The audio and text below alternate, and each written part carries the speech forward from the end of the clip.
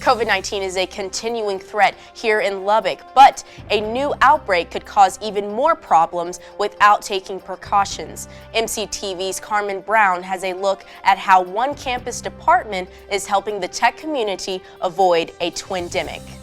The fall semester is winding down and the holidays are just around the corner. But it might not feel as much like Christmas this year in Raiderland as one annual tradition adjusts to COVID-19. MCTV's Krizia Williams has the details on the university's plans for the 62nd annual Carol of Lights. And the coronavirus brought a halt to a lot of events and activities here on campus this year. But there are several student groups who are still going strong even in a pandemic. MCTV's Austin Seat and Michael Lowry have a look at two organizations that are still offering valuable experiences for every Red Raider. This is the MCTV Weekday Update. Welcome to the Monday edition of the MCTV Weekday Update. I'm Krizia Williams. And I'm Will Lanigan. COVID-19 continues to be an issue in Lubbock County with hundreds of daily positive results being reported by health officials. But over the weekend, one area of concern improved slightly as we head into the week of Thanksgiving. Yesterday afternoon, Lubbock officials announced that the county's hospitalization rate had dropped to 25.29%. That is a nearly 4% drop from last Thursday's peak record of 29.23%. The hospitalization rate was in decline all weekend, starting at just over 28% on Saturday and falling to 27.69% on Sunday. The rate reduction comes from a drop in the total number of hospitalized patients infected with COVID-19, which climbed above 340 people last week. As of yesterday, there were 324 total COVID-19 patients admitted to Lubbock hospitals, with 98 listed in ICU. Even with the improvement in the hospitalization rate, the number of active cases continues to rise. On Sunday, 505 new cases of the coronavirus were reported by county health officials, bringing the total number of active cases to 5,376. There was one additional death in yesterday's announcements, bringing the total number of deaths to 300 since March and 92 just since the beginning of November. The Texas Tech campus also continues to see an increase in active COVID-19 cases right before students get ready to head home for the holidays. On Friday, university officials reported that 21 students and 15 employees had tested positive for the coronavirus, for a total of 36 new cases here on campus. There were also 20 new recoveries included in the report. With those new numbers, Texas Tech currently has 357 members of the university community with an active COVID-19 infection. That number tops Tuesday's high of 326 and is now the largest number of active cases on campus since September the 14th.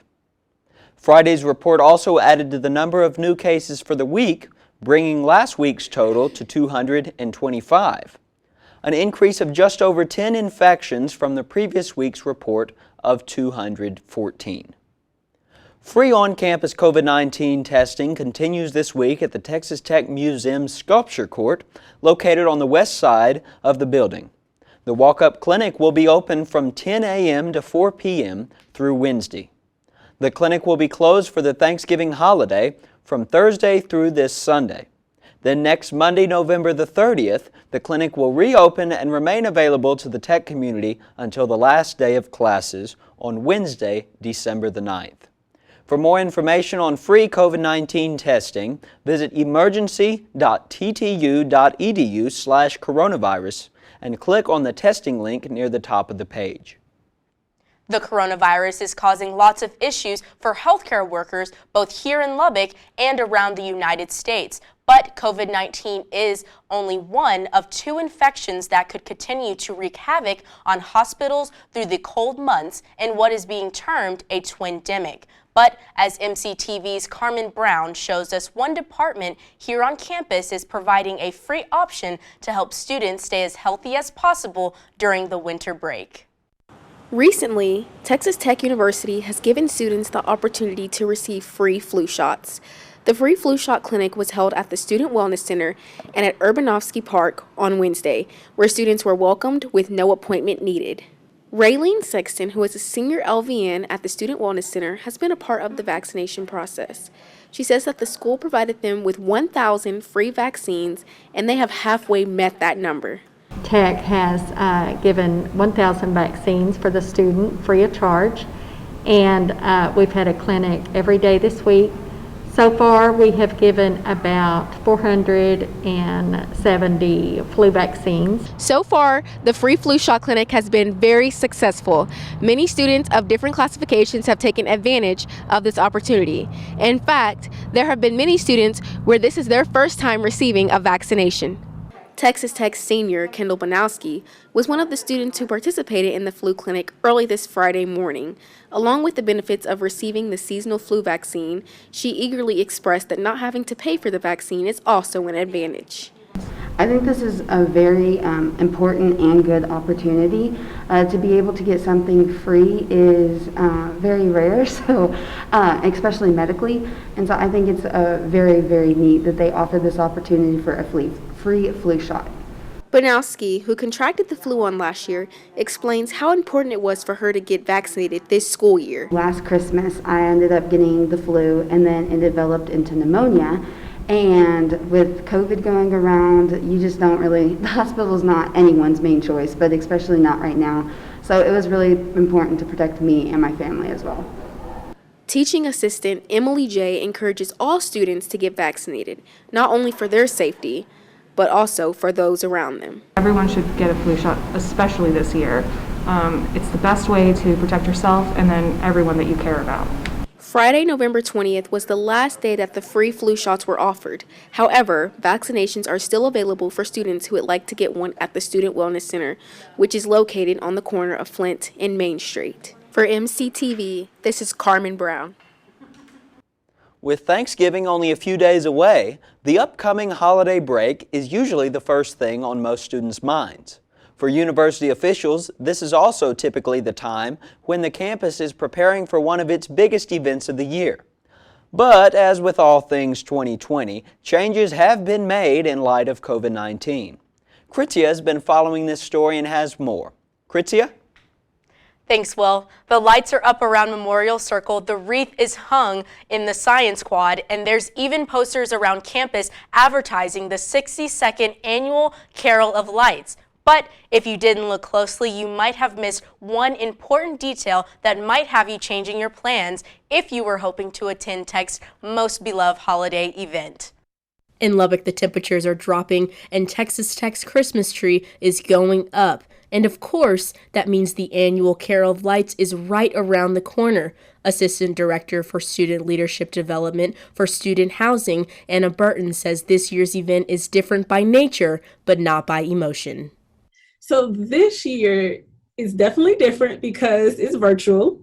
But I think that that's really nice for us to still be able to have the event, but have it in a virtual setting. So we can, one, still enjoy the event, and two, be at home with whomever we're at home with. Burton says with COVID cases rising, it is extremely important to keep this tradition going, but staying safe at the same time. She states that each year over 20,000 people come to campus for this event, and this year the university is encouraging people to stay warm and invite the spirit of Carol of Lights into their homes. This type of event can be at home. We're just singing along and enjoying each other's company, and that's the spirit of the event. We can enjoy it in the warmth of our home and experience it with the folks that we love. Maintaining the spirit of the Carol of Lights event is a priority this year. In respect of COVID concerns, pre-recordings and videos that take viewers back in time have been created to keep a safe environment on the day of Carol of Lights. So we're going to kind of do a little bit of a highlight looking at past year's processions. So we'll show some clips from previous, over the past, 5 or 10 years or whatever it is. We're grabbing clips from different years with them with the torches. Same thing with like Raider Red and the Masked Rider coming down the procession. And then the speeches, like the president normally gives a speech and everything like that, that's all being filmed separately at a different location, but it'll still happen. That will be new and updated. Although this event will not be happening in person, there are multiple platforms that will provide streaming to enjoy. I know that the university is going to make it available to stream a lot of different places as well, probably the university's YouTube page. It'll be broadcast at the same time that the event would have taken place. So it'll be December 1st at 6:30 p.m. On KTXD on Channel 5, the local PBS station. It'll also be available on our website at ktxd.org to stream at the same time. One portion of the Carol of Lights that was pre-recorded, especially for this year's virtual ceremony, was the flipping of the switch that turns the lights on. Traditionally, the switch is flipped by the president of the Residence Halls Association, but this year RHA had a contest to give that opportunity to one lucky dorm resident. The winner had the chance to flip the switch earlier this month, and you can catch that moment along with all your favorites by tuning in to the December 1st broadcast. For more information on this year's virtual Carol of Lights event, visit the website listed on your screen or search for TTU Housing on Facebook, Instagram, and Twitter. Back to you, Will. Thanks, Krizia. The South Plains is experiencing a big drop in temperatures today after a cold front moved through the area this weekend. Temperatures began taking a dip on Saturday, and highs didn't even make it out of the 50s yesterday afternoon. By this morning, the drop in temperatures, along with some light precipitation, led to patchy fog across the Lubbock area. Visibility varied for most of the morning until the fog finally disappeared a little bit before noon. But the cooler temperatures are still sticking around to make for a chilly day here on campus. So will these changes be sticking around to make for a wet and cold Thanksgiving Day? MCTV's Madison Hartin joins us in studio with the latest look at the forecast. Madison? Thanks, Will. Well, you are correct. Most of that fog that we were experiencing this morning has in fact moved out of the area. But sadly, the warm temperatures have not returned to the South Plains, and that is due to all these overcast skies that are behind me and due to a lot of wind that has picked up through the day. Our high temperature for the day climbed only up to 58 degrees with a 20% chance of precipitation. It was overcast and cool today with a south by southeasterly wind coming at 10 to 20 miles per hour. Now, that wind is only going to get worse as we move into this evening, still coming from the south at 20 to 30 miles per hour with 40-mile-per-hour wind gusts possible. So if you're going outside tonight, definitely hold on to your hats because it's going to be a little bit gusty outside. Looking at the South Plains as a whole for this evening, we're going to be seeing a little bit more precipitation probably as we move into the later parts of this evening. Probably after midnight is where we will be seeing that. As we can see for most of the South Plains, we're going to be experiencing some light rain and some fog with a chance of isolated thunderstorms out there by Childress. So don't keep your fingers crossed. I don't think we're going to be seeing anything substantial, not enough to be getting us out of this drought that we're in, but still, any rain here on the South Plains is definitely welcome for this time of year. Looking at our temperatures for tomorrow, the thing that is really going to start to change is the wind is going to start to pick up. Now, we are going to be experiencing some gusty wind for tonight, but that is nothing compared to what we're going to be experiencing tomorrow. Along with the wind, we can also see some blowing dust around the area, similar to what we had a couple weekends ago. And of course, whenever there is wind on the South Plains, if there's a spark, there's a chance of wildfire spreading. So even though we've had rain over the past couple days, definitely make sure you're not lighting any fires out there in the grassland where it could catch fire. Bringing it back into Lubbock locally, for Tuesday, we're going to be seeing a high of 70 degrees, low of 35, still very windy for Tuesday, with a southwesterly wind coming at 25 to 35 miles per hour with 45-mile-per-hour wind gusts possible. But the good news is that the sun will finally be out again on Tuesday. We haven't seen the sun in the past couple of days. For Wednesday, we're going to have a high of 66, low of 39 with the sunny skies and a southwesterly wind coming at 10 to 20 miles per hour. And then for Thursday, happy Turkey Day, happy Thanksgiving Day. We're going to be having some fairly nice temperatures that day, albeit a little bit breezy again. Yes, the winds on the South Plains will be back for Thursday, but they will be a lot more manageable at 10 to 25 miles per hour, high of 73, low of 35, with breezy and sunny conditions. So we are shaping up to have a fairly nice Turkey Day here on the South Plains. Just if you are planning on celebrating Thanksgiving outside, definitely make sure you hold on to your hats and that you don't lose your paper plates or your turkey in the wind. For MCTV Weather, I'm Madison Hartin. Back to you. Thanks, Madison. COVID-19 has led to the cancellation of many events and activities across campus this fall, but there are still several opportunities for students to have some in-person fun even as the pandemic continues. MCTV's Austin Seat has a look at one option for all Texas Tech students that gives them the chance to step in front of a microphone and let their voice be heard. Here on the Tech campus, the KTXD radio station has proudly been helping Tech students learn the production of radio for the past 60 years. The stations give students the opportunity to experience a live radio broadcast that is aired to the public and even allow students to create their own radio show for the college. The station will host about 7 different shows in the afternoon, but the most favorite one is on Wednesdays and Fridays at 8 a.m. in the morning. Senior Jared Castellano explains how fun the show can be despite being up so early. It can get up to 6 people on that show. So we have students here on the station, so we have 6 students waking up at 8 a.m. to be on these shows. It's a lot of fun having that many people up at that early in the morning because, you know, college students don't like 8 a.m. classes, but having 6 students up at 8 a.m. trying to tirelessly talk on the radio is actually kind of entertaining. In addition with Jared, junior Perry Jacobs also expresses love for the program, and even though it is her first semester with the station, the interest in KTXD began much earlier. I got a little bit of a sample of the experience back my freshman year when I did practicum, and I loved it so much that I had to come back. The operations done inside the KTXD station is overseen by Derek Ginter. Derek helped rebuild the program in 2011 after a 4-year absence from the scene. He has helped teach many students how to create, produce, and run a radio show, and is happy to see the station thriving again. So I see myself as caretaker of KTXT during that time, and other things changed, and I ended up basically just taking over KTXT. So I've been manager here since 2011. And we've had students back on the signal since fall of 2011, and it's grown into what it is. And while most people believe that the students in the Mass Comm building are only allowed to join KTXD, the truth is that anyone can join.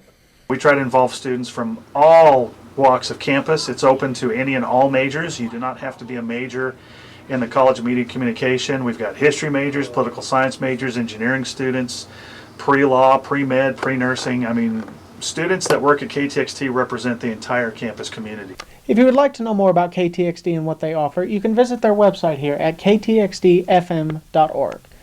For MCTV News, I am Austin Seat. Back to you in the studio. The Texas Tech volleyball team finished out their 2020 season over the weekend with a trip to Lawrence, Kansas. Unfortunately, the team made the ride home in disappointment after dropping the series with 2 losses. The Red Raiders took on the Kansas Jayhawks last Thursday for the last 2-game showdown against a conference opponent. Tech entered the contest with 2 more wins on their record than KU, but the Jayhawks had something to prove as they dropped the Red Raiders 1-3 on both nights. Sophomore Caitlin Dugan finished her season with 28 kills, 7 blocks, and 22 digs between the 2 nights, followed by senior Samantha Sanders, who had 21 kills, 2 blocks, 18 digs, and 2 aces in her final competition as a Red Raider. Tech finishes their season at 5-11 in conference play, and they currently sit in 7th place in the Big 12 standings. With volleyball's season over, there's only one fall sport left in action this month. The Texas Tech football team will meet up with Oklahoma State this weekend in their second-to-last conference matchup. The Red Raiders are coming off a bye week that was preceded by a win against Baylor on November the 14th. The Red Raiders are hoping to maintain that momentum as they head into hostile territory to face the number 21 ranked Cowboys. OSU is in recovery mode after a 41-13 loss to Oklahoma over the weekend. Tech hopes to capitalize on OSU's mistakes and pull off an upset against one of the nation's top 25 teams. Kickoff for Texas Tech versus Oklahoma State is set for 11 a.m. this Saturday in Stillwater. If you're not headed to the game, you can catch all the action on Fox. After months of anticipation, both men's and women's basketball team will finally hit the court as they start off the new season in a pre-Thanksgiving showdown here in the Hub City. First up, the Lady Raiders will take the floor on Wednesday against UT Rio Grande Valley. The team is led by new head coach Krizia Williams, a former Lady Raider and member of the 1993 National Championship team. Tip-off is set for 1 p.m. And later that night, the Red Raiders will start off their new season as they welcome Northwestern State to town. The team is currently ranked number 14 in the preseason top 25 poll, and head coach Chris Beard is hoping to take his team into the postseason with a loaded roster of new and old faces. Game time for the Red Raiders versus Demons is set for 6 p.m. with TV coverage on Big 12 Now on ESPN+. Fall 2020 has been a lot different than anyone expected, with many changes due to the COVID-19 pandemic. But perhaps the biggest change has come in the lack of in-person interaction. MCTV's Michael Lowry shows us how Tech's Air Force ROTC has faced the challenges of this year while learning lessons that will help in the semester to come. Due to COVID-19, Texas Tech's ROTC program looks a little different this year. However, they still maintain their mission of developing leaders for tomorrow's Air Force. This year has been a little different with COVID-19 being present, as there has been a mandatory mask mandate and very to little in-person events for the cadets here on campus. For Captain Charles Webb and the rest of Texas Tech's Air Force ROTC program, this semester has proven to be a difficult one. With the presence of COVID-19, training cadets has proven to be more challenging than ever before. The biggest challenge is trying to make sure that we all get our tasks that we're supposed to do, so all of our cadets have special task IDs that they got to be able to accomplish, and so trying to fight through that, and then as well as maintain like social distancing. In a pre-COVID environment, the Air Force ROTC program here at Tech was 100% in person. This semester, however, was very different, with the program going to almost 100% online. As a matter of fact, this was one of the only in-person events the program had all semester long. A lot of stuff that we do is very hands-on, and so trying to be able to accomplish those objectives while maintaining the proper distancing and things like that has been quite a bit of a challenge. Looking forward to next semester, Captain Webb said the program is hoping to do more in-person events. Teaching cadets how to march over Zoom isn't exactly ideal.